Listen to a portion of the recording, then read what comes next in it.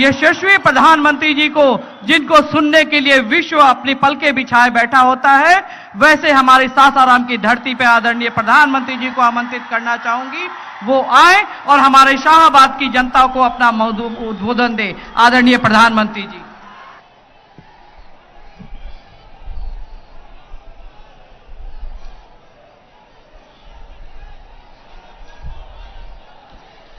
भारत माता की, भारत माता की। बिहार के स्वाभिमानी और मेहनती भाई बहन, आप सभी के प्रणाम।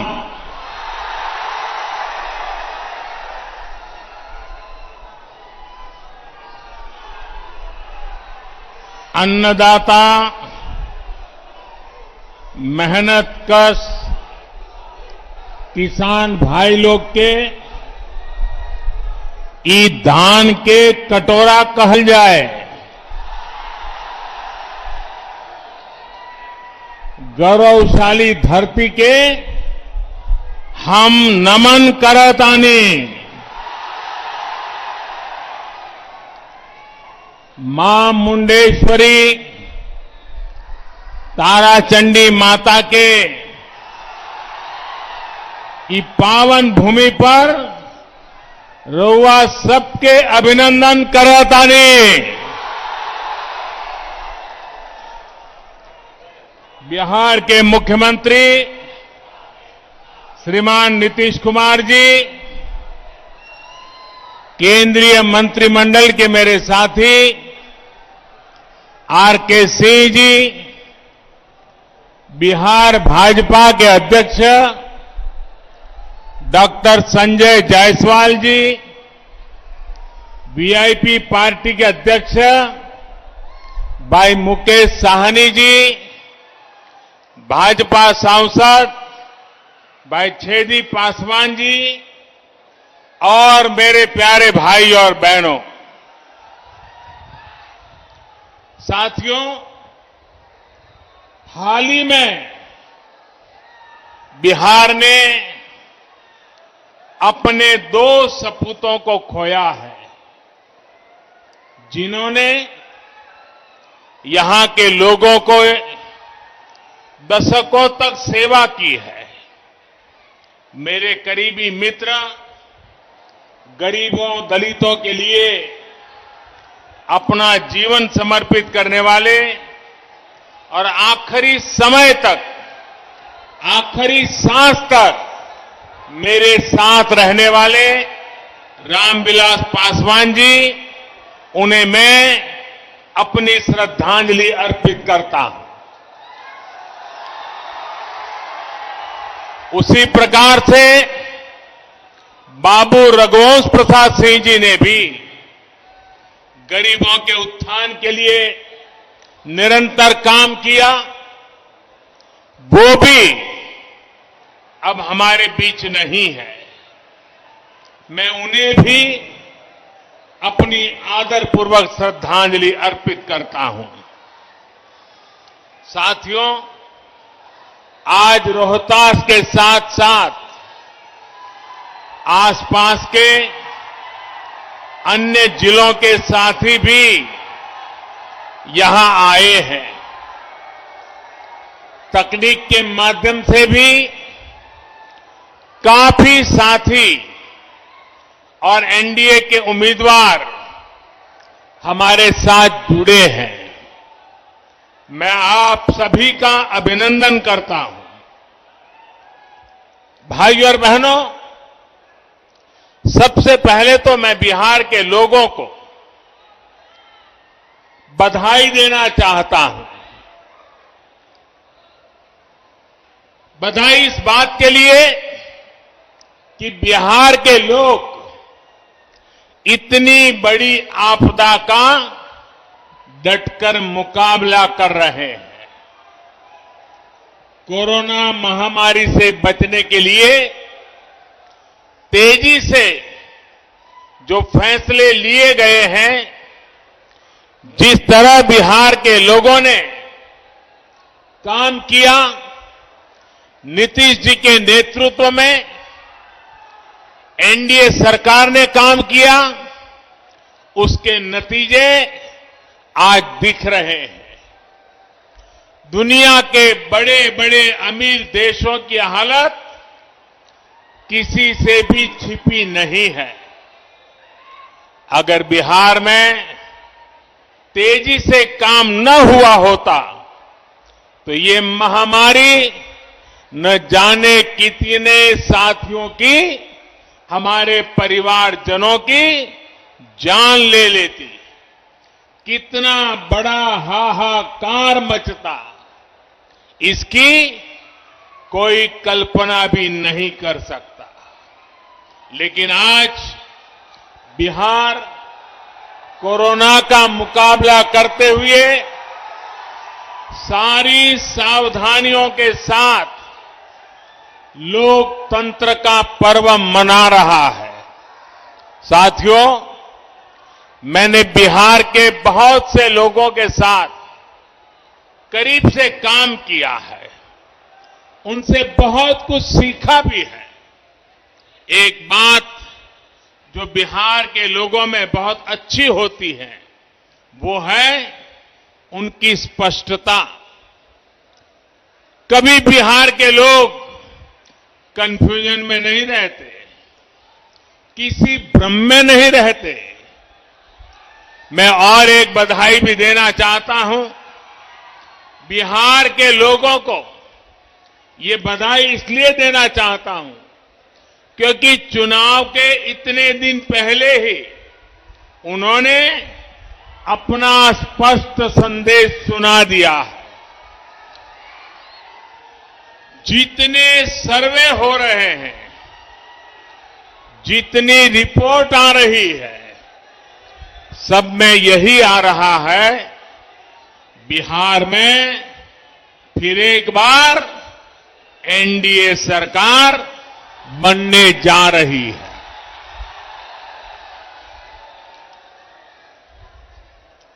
लेकिन मेरे बिहार के प्यारे भाइयों बहनों, हर चुनाव में ऐसा भी होता है जब कुछ लोग भ्रम फैलाने के लिए एक दो चेहरों को अचानक बड़ा दिखाने लग जाते हैं। कभी किसी नई शक्ति के उभरने की बातें फैलाई जाती है, लेकिन इसका मतदान पर कोई असर नहीं पड़ता। बिहार का मतदाता तो इतना समझदार है कि वो भ्रम फैलाने वालों की हर कोशिश को खुद ही नाकाम कर रहा है। बिहार के लोगों ने मन बना लिया है, बिहार के लोगों ने ठान लिया है कि जिनका इतिहास बिहार को बीमारू बनाने का है, उन्हें आसपास भी नहीं फटकने देंगे। भाई बहनी लोगन, भारत के दिल बाटे बिहार, भारत के सम्मान बा बिहार, भारत के स्वाभिमान बा बिहार, भारत के संस्कार बा बिहार, आजादी के जय घोष बा बिहार, संपूर्ण क्रांति के शंखनाद बा बिहार, आत्मनिर्भर भारत के परचम बा बिहार। देश के सुरक्षा हो या देश के विकास, बिहार के लोगन सबसे आगे रहलन। बिहार के सपूत गलवान घाटी में तिरंगा के खातिर शहीद हो गए, लेकिन भारत माता के माथा ना झुके टले। पुलवामा हमले में भी बिहार के जवान शहीद भइले। हम उनके चरण में शीश झुकावतानी, श्रद्धांजलि देवतानी। बिहार अब विकास की ओर तेजी से बढ़त बात है। अब बिहार के कोई बीमारू बेबस राज्य नहीं कह सकत। लालटेन के जमाना गईल।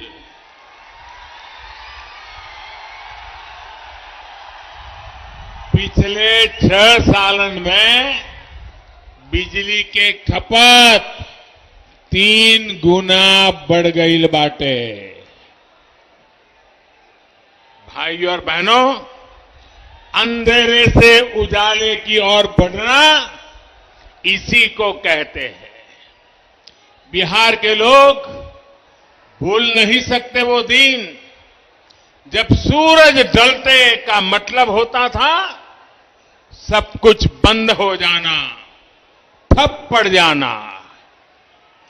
आज बिजली है, सड़कें हैं, लाइटें हैं और सबसे बड़ी बात वो माहौल है जिसमें राज्य का सामान्य नागरिक बिना डरे रह सकता है, बिना डरे जी सकता है। वो दिन जब सरकार चलाने वालों की निगरानी में दिन दाड़े डकैती होती थी, हत्याएं होती थी, रंगदारी वसूली जाती थी। वो दिन जब घर की बेटियां घर से निकलती थी तो जब तक वापस ना आ जाए माता पिता की सांस अटकी रहती थी।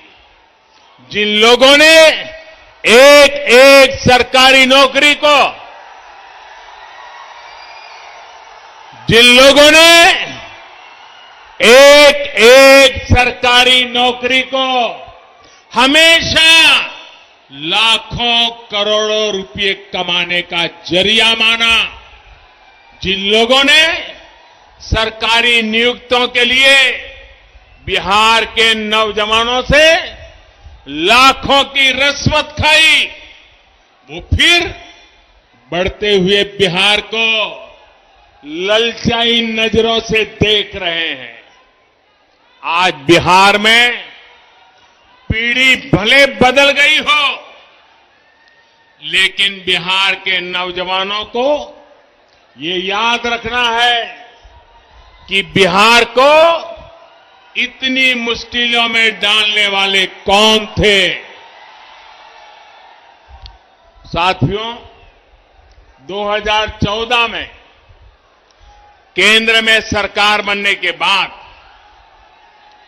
जितने समय बिहार को डबल इंजन की ताकत मिली, राज्य के विकास के लिए और ज्यादा तेजी से काम हुआ है।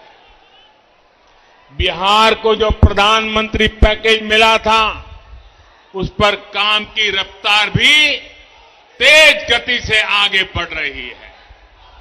कोरोना के इस समय में भी गरीबों को सर्वोच्च प्राथमिकता देते हुए एनडीए सरकार ने काम किया है। जहां कभी गरीब का राशन की दुकान में ही लूटा जाता था, वहां कोरोना काल में गरीबों को मुफ्त राशन घर पहुंचाया गया है।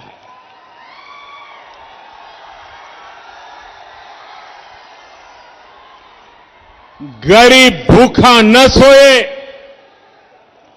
त्योहार ठीक से मना सके, दिवाली और छठ पूजा ठीक से मना सके, इसके लिए मुफ्त अनाज की व्यवस्था भी की गई है।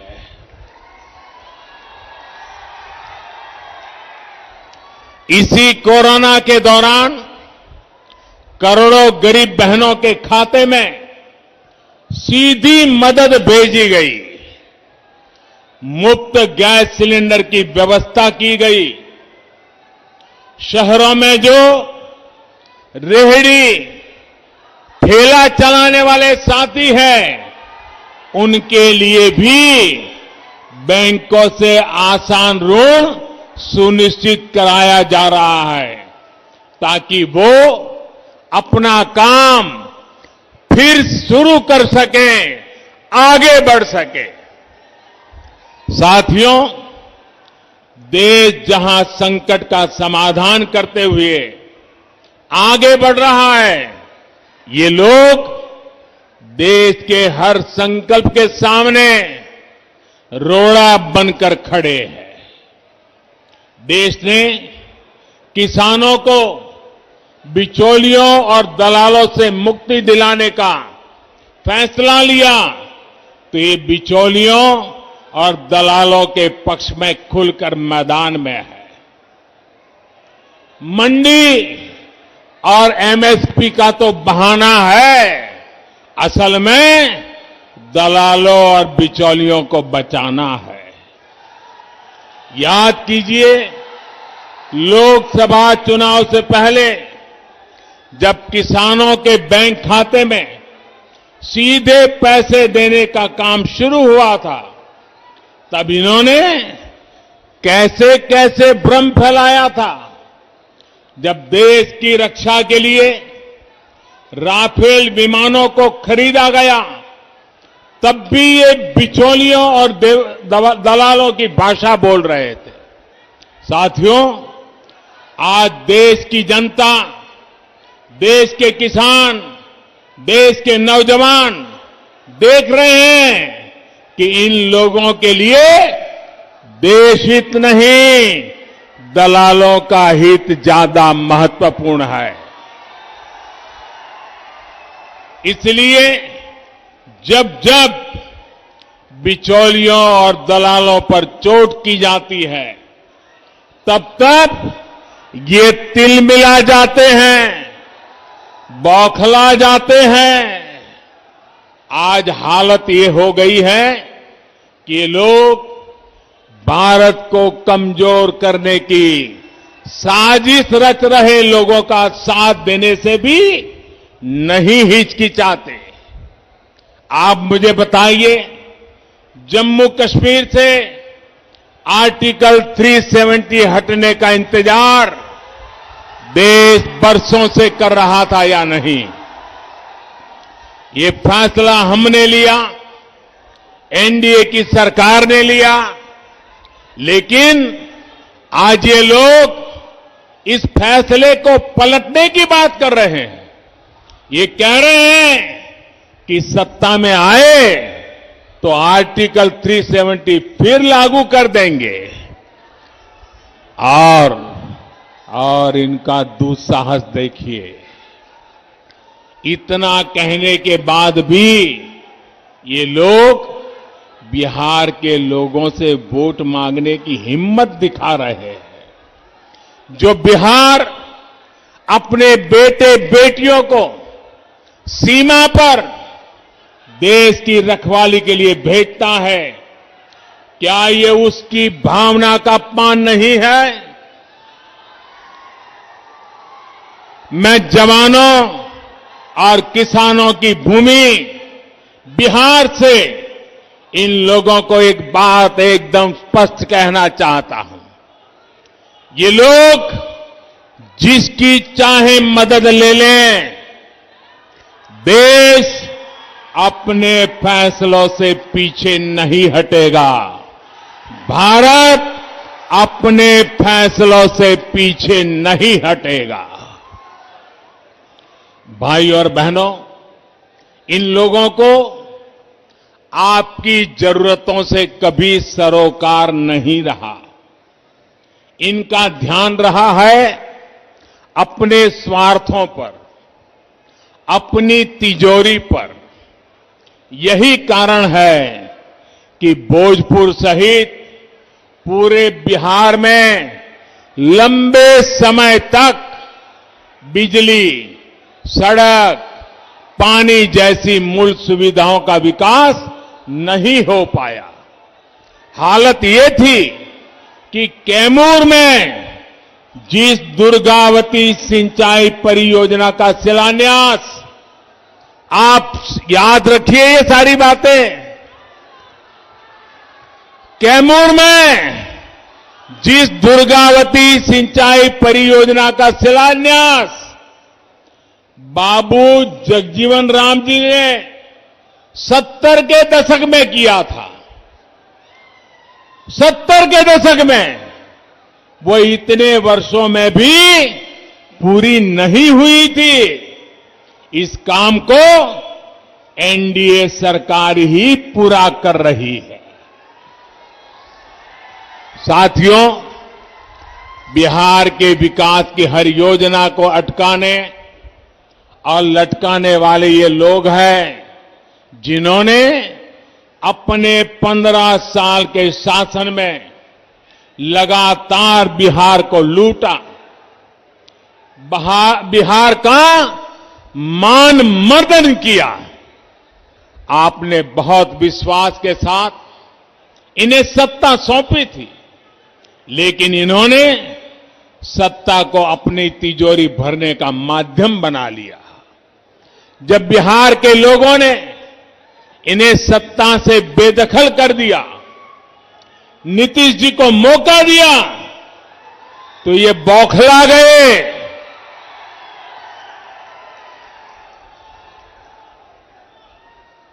जो बात मैं बता रहा हूं, इसको जरा बारीकी से समझने की कोशिश कीजिए। जब उनको सत्ता से बेदखल किया गया, तो ये लोग बौखला गए। उनके अंदर एक गुस्सा आया, जहर भर गया। इसके बाद 10 साल तक इन लोगों ने दिल्ली में यूपीए की सरकार में रहते हुए बिहार पर, बिहार के लोगों पर अपना गुस्सा निकाला।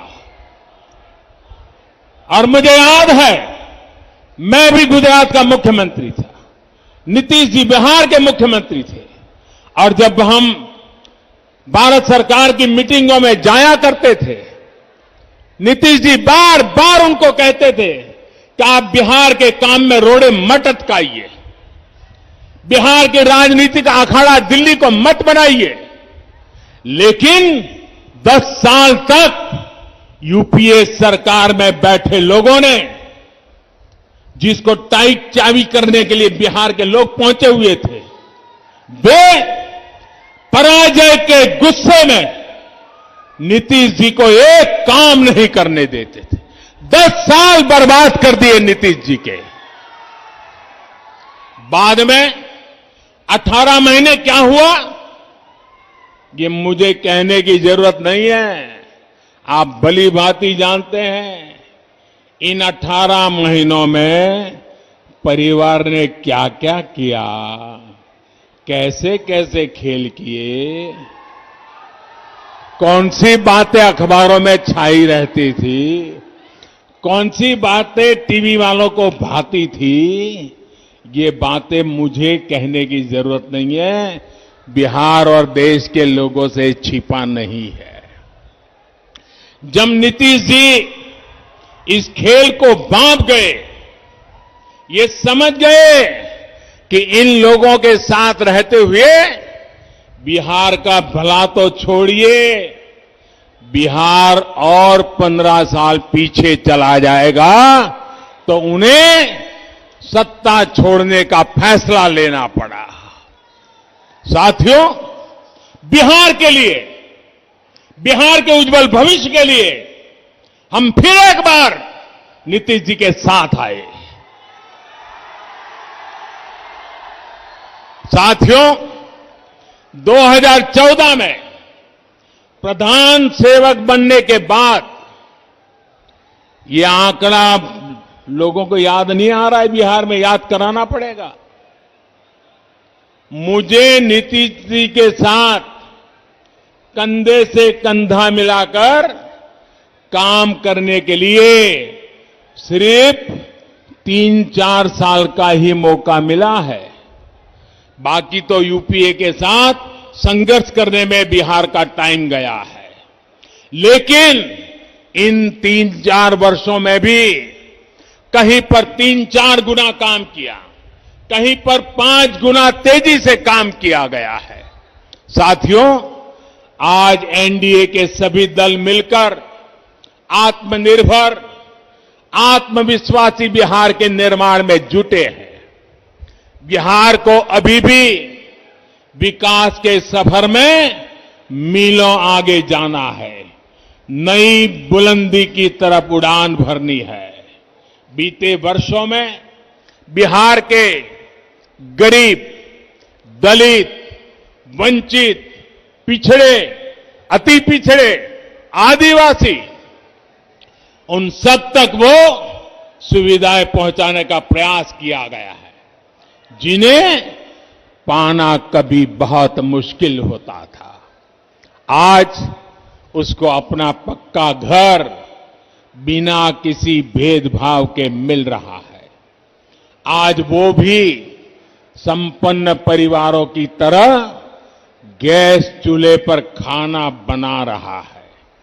आज उसके घर में भी शौचालय की सुविधा है। आज उसके बच्चे भी बिजली की रोशनी में पढ़ाई कर पा रहे हैं।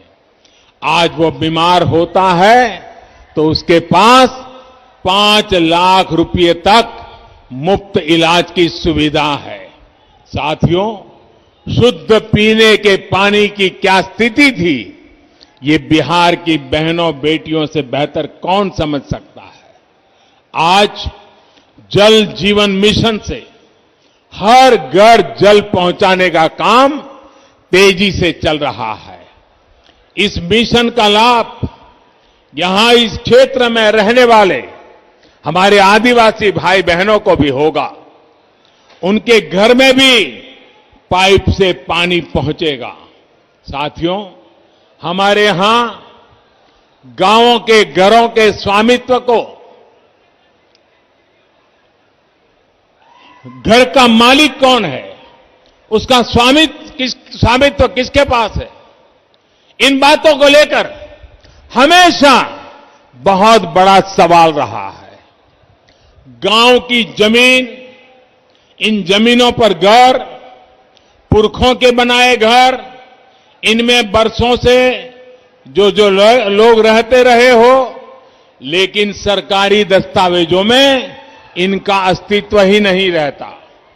ऐसे में अक्सर 2-4 फुट को लेकर हर घर के साथ दूसरे का विवाद चलता रहता है, रिश्तेदारों में विवाद चलता रहता है, गांव में झगड़े होते रहते हैं, मार पिटाई होती है, कभी कभी मौत बुला ली जाती है। इन जमीनों पर, इन घरों पर मैं बिहार के हर गांव के नागरिक से बात विशेष रूप से कहना चाहता हूं। इन घरों पर आज जो उनके घरों के पास कागज होने के कारण बैंकों से कोई कर्ज भी नहीं मिलता है। भारत के गांवों में रहने वालों की इस दिक्कत को दूर करने के लिए केंद्र सरकार ने स्वामित्व योजना की शुरुआत की है। इस योजना में सब कुछ टेक्नोलॉजी के माध्यम से हो रहा है, टेक्नोलॉजी कर रही है। ड्रोन की मदद से गांव के घर घर की मैपिंग, उसको नापा जा रहा है, मैपिंग कराई जा रही है। सारी कार्रवाई के बाद गांव के लोगों को, हर एक नागरिक को उनके घर का, उनकी जमीन का स्वामित्व कार्ड दिया जा रहा है। भारत के 6 राज्यों में ये योजना पायलट के रूप में शुरू हो गई है। कुछ दिन पहले बाबू जयप्रकाश नारायण जी की जयंती के दिन 1 लाख लोगों को स्वामित्व कार्ड दिए गए हैं। बिहार में चुनाव के बाद एनडीए की सरकार बनने के बाद बहुत जल्द इस योजना को यहां पर भी शुरू किया जाएगा। बिहार के गांव के हर नागरिक को इसका बहुत बड़ा लाभ मिलने वाला है। यहां के नौजवानों को लाभ होने वाला है। घर के स्वामित्व कार्ड पर गांव का नागरिक भी बैंकों से बहुत आसानी से ऋण ले सकेगा। कोई दिक्कत नहीं होगी। ये स्वामित्व कार्ड आपके जीवन में एक नई निश्चिंतता लेकर आएगा। साथियों, सुविधा के साथ साथ बिहार के सभी वर्गों को अधिक से अधिक अवसर देने के लिए ठोस प्रयास किए जा रहे हैं। दलितों, पिछड़ों, आदिवासियों को मिलने वाले आरक्षण को अगले 10 साल तक के लिए बढ़ा दिया गया है। उसी प्रकार से सवर्ण समाज में जो अनामत से वंचित, आरक्षण से वंचित थे, उसमें जो गरीब है उनको 10% आरक्षण देने का निर्णय भी हमारी सरकार ने किया है। यही नहीं, सरकारी भर्ती प्रक्रिया में जो सुधार किए जा रहे हैं उसका भी लाभ बिहार को मिलना तय है। इस क्षेत्र के भी बहुत से युवा एंट्रेंस एग्जाम के लिए बड़े शहरों का रुख करते हैं। बार बार होने वाली परीक्षाओं के कारण युवा साथियों का समय, ऊर्जा और धन तीनों बर्बाद होता था। अब देश में अधिकतर प्रतियोगी परीक्षाओं के लिए कॉमन एंट्रेंस टेस्ट की सुविधा मिलने से युवा साथियों की परेशानी कम होगी। एक ही एग्जाम से सरकार के अनेक नौकरी के दरवाजे खुलेंगे। साथियों, एक और बड़ा प्रयास किया जा रहा है मातृभाषा में शिक्षा को लेकर।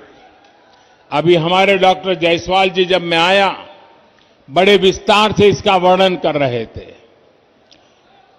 और ये काम जब मैं कह रहा हूं, मैं कहता हूं मन बुद्धि कर्म से मैं स्वर्गीय आदरणीय कर्पूरी ठाकुर साहब को आदरपूर्वक श्रद्धांजलि भी देता हूं। आज वो जहां भी होंगे, हमारी इस कल्पना से वो हम पर आशीर्वाद बरताते होंगे। भाइयों बहनों, देश की शिक्षा व्यवस्था में तो बिहार का गौरवशाली इतिहास रहा है। राष्ट्रीय शिक्षा नीति से प्रेरणा लेते हुए अब कोशिश होगी मेडिकल, इंजीनियरिंग समेत सभी तकनीकी कोर्सेज को भी मातृभाषा में पढ़ाने की शुरुआत की जाएगी। उसके कारण, अंग्रेजी के अभाव के कारण गांव का, गरीब का, दलित का, पीड़ित का बच्चा, उसका अब डॉक्टर बनने का सपना पूरा होगा, इंजीनियर बनने का सपना पूरा होगा। ये बहुत बड़ा निर्णय हम करने जा रहे हैं और मैं बिहार भाजपा को बधाई देता हूं कि उन्होंने अपने चुनावी मैनिफेस्टो में इस महत्वपूर्ण कार्यक्रम की घोषणा की है। साथियों, बिहार में स्वरोजगार के अवसरों के लिए भी निरंतर प्रयास किया जा रहा है। आज मुद्रा योजना से गरीबों को, महिलाओं को, युवा उद्यमियों को, दुकानदारों को बिना गारंटी का ऋण मिल रहा है। गांवों में जो उद्यमी दीदियां के समूह है, उनको भी बैंकों से मिलने वाली सुविधा अब बढ़ाई गई है। आज छोटे किसानों, मछुआरों, पशुपालकों, सभी को किसान क्रेडिट कार्ड दिया जा रहा है। पीएम किसान योजना के तहत बिहार के 74 लाख किसान परिवारों के खाते में करीब करीब 6,000 करोड़ रुपए सीधे जमा कराए गए हैं। कोई बिचौलिया नहीं, कोई कट नहीं। साथियों, कनेक्टिविटी एनडीए की डबल इंजन की सरकार की प्राथमिकता रही है, पहचान रही है। आज बिहार के करीब करीब हर गांव तक सड़क पहुंच रही है, नेशनल हाईवे चौड़े हो रहे हैं, बिहार की नदियों पर आज एक के बाद एक नए और आधुनिक पुल बन रहे हैं। यहां सोन नदी पर ही न जाने कितने दशकों से अनेक पुल सिर्फ हवा में ही बने रहे थे। अब इस दिशा में पूरी ईमानदारी से काम चल रहा है। सोन नदी पर कोइलवर पुल के समांतर 4 लेन पुल का काम अंतिम चरणों में है। बिहार को झारखंड से कनेक्ट करने के लिए भी सोन नदी पर पुल बनाया जा रहा है। इस क्षेत्र में भी और विशेषकर नक्सल प्रभावित क्षेत्रों में हजारों करोड़ रुपए खर्च करके लंबी सड़कों और दर्जनों पुलों के निर्माण पर काम चल रहा है। रेल लाइनों का बिजलीकरण और रेलवे स्टेशनों का सुंदरीकरण तेजी से चल रहा है। सासाराम सहित अनेक शहरों में बाईपास भी बन रहे हैं। कनेक्टिविटी के साथ साथ बक्सर के चौसा में 10,000 करोड़ रुपए की लागत से बनने वाले पावर प्रोजेक्ट पर भी काम शुरू हो रहा है। साथियों, कनेक्टिविटी सुधारने का बहुत बड़ा लाभ यहां के किसानों, नौजवानों, उद्यमियों, व्यापारियों, कारोबारियों को मिलेगा। इस क्षेत्र में आत्मनिर्भर होने की बहुत बड़ी क्षमता है। कैमूर का सोनाचूर चावल हो या आदिवासी साथियों की वन उपज हो, फल सब्जियां हो, इन सब से अब ज्यादा आय होने की संभावना बड़ी है। अब केंद्र सरकार गांवों में भंडारण और दूसरी सुविधाएं बनाने के लिए लाखों करोड़ रुपए खर्च करने जा रही है। इससे इस क्षेत्र में भी फूड पार्क जैसी सुविधाएं विकसित होंगी। हाल में कृषि क्षेत्र से जुड़े जितने भी सुधार किए गए हैं, उनका लक्ष्य ये भी है कि गांव के पास ही ज्यादा से ज्यादा कृषि से जुड़े उद्योग लगे। भाइयों और बहनों, आत्मनिर्भरता के संकल्प को मजबूत करने के लिए फिर नीतीश जी की अगुवाई में सरकार बनाना जरूरी है। बिहार में भाजपा, जेडीयू, हम पार्टी और वीआईपी के गठबंधन यानी एनडीए की सरकार जरूरी है। बिहार को आत्मनिर्भर बनाने के लिए, देश को आत्मनिर्भर बनाने के लिए एनडीए की जीत जरूरी है। मुझे खुशी है कि बूथ लेवल पर भी एनडीए के सभी कार्यकर्ता, सभी राजनीतिक दलों के घटक दलों के साथी एकजुट होकर के पूरी ताकत से जुटे हुए हैं, एक दूसरे के साथी बने हुए हैं। इस बार तो मैं देख रहा हूं कि मतदाता, बिहार की महिलाएं, बहनें, बेटियां एनडीए को जिताने के लिए पूरी ताकत झोंक रही है। जो भी एनडीए का है, उसकी जीत के लिए ये साझा संकल्प सभी की बहुत बड़ी ताकत है। आप सभी समय निकालकर हम सभी को आशीर्वाद देने आए, इसके लिए आपका फिर से बहुत बहुत धन्यवाद। भारत माता की, भारत माता की, भारत माता की।